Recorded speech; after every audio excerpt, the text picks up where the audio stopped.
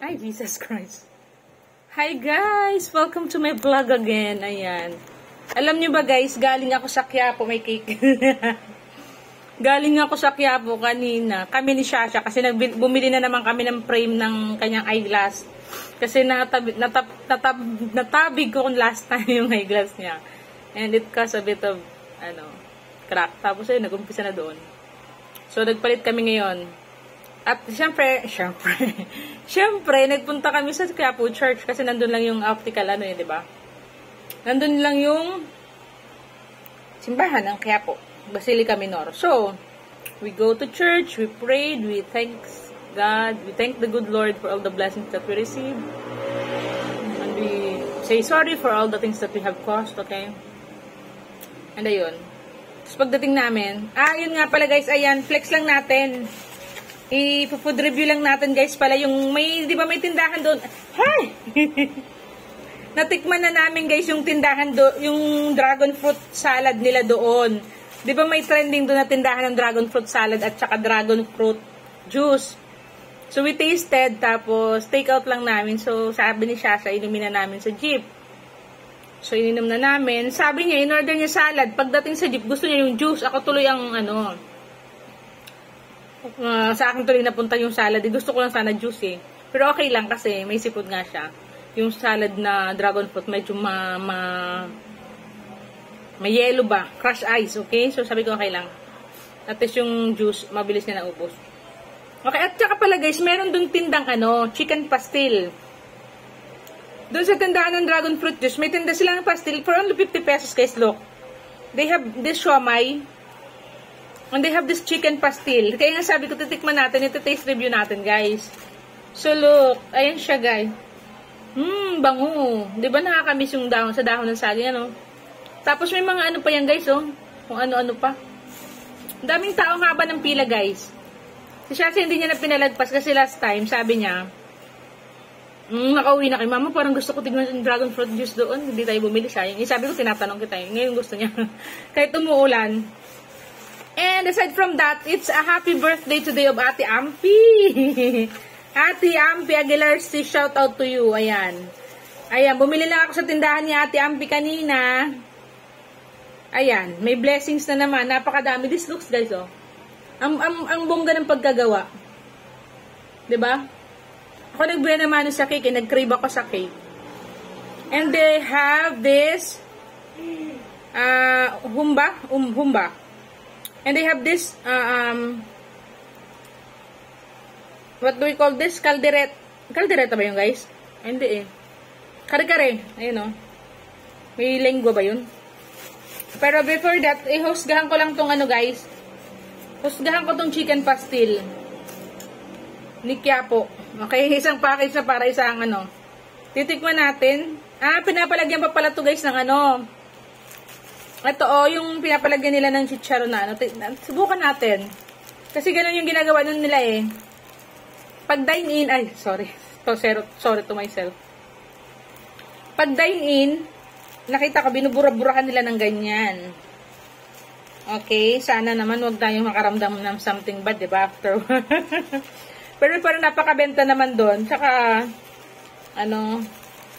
and for sure, may naman siya mga sanitary permit kasi very exposed naman sa public yung nasa tapat mismo ng Quiapo Church. And this is what? Oil? I don't like oil.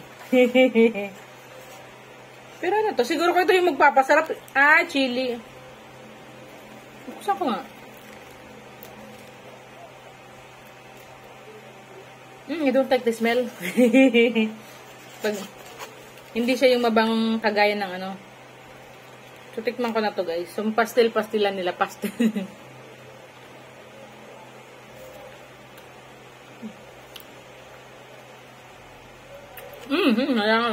Daming pagkain guys.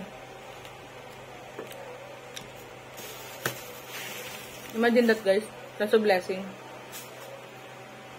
Ibusog pa nga ako sa dragon fruit salad eh.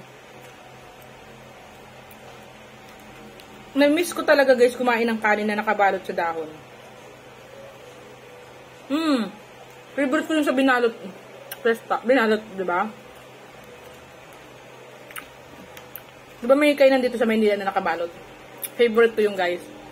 Nakabalo sa dahon. Kaso pagkakain na ako dun, wala, naubos na. Kasi mabilis talagang binta dun. Binalot. Lalo yung bangus doon, di ba? Adobo anything.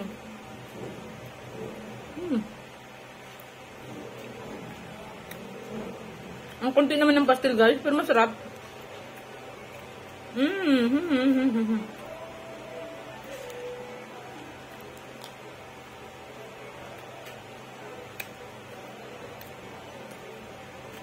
Paano tayo papayat?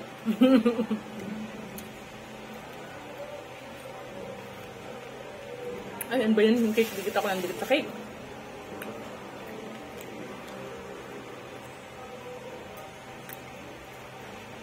Nagustuhan ko guys yung pastel.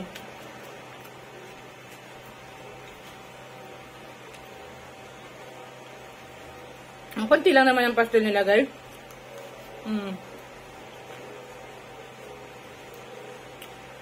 Naubos na.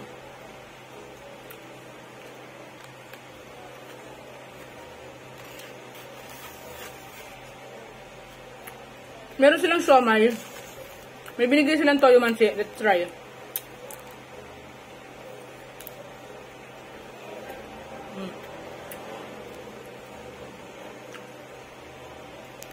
Ako guys, sa totoo lang, hindi ako mahilig magpalabili-bili sa mga tabi-tabi. Kasi, ate siya for a while. I'm vlogging. Opo, sa'yo na tong, titigman ko lang yung siomai, tas sa'yo na to. Para at least I know what's the taste bago ka kumain. Uy, looks special yung siomai nila guys, para may patsi sa gitna. Imagine nyo guys, 50 pesos.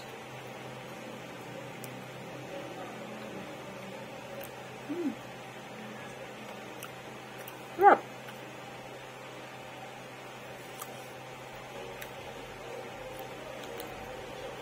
Please yummy. So thumbs up for me.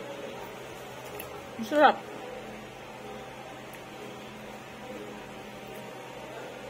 Masarap ha, in fairness.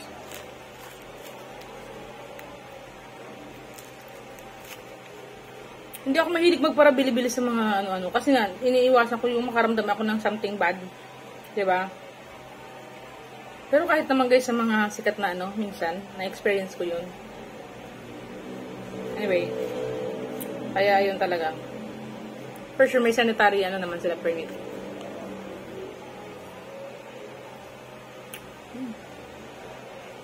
Masarap. Mas try nyo guys, masarap siya. Sarap na siomai nila in fairness. Kaya yung pagkakagawa. Lalaki pa oh. 4 na siomai with pastil for only 54 pesos. Ay 50. Diba? Saan ka pa? Gusto thumbs up for me? Okay? Happy birthday kay Ate Ampi. Hindi ko na ito mamamukbang kasi sobrang busog na ako. Okay, kakainin ko na lang ito paunti-unti. Kay Sasa. Paunahin ko na muna si Sasa dito kasi doon nabusog na ako. Ayan, ang sarap guys oh. May... Happy birthday, Ate Ampi! Ayan, guys. Bye. God bless you all.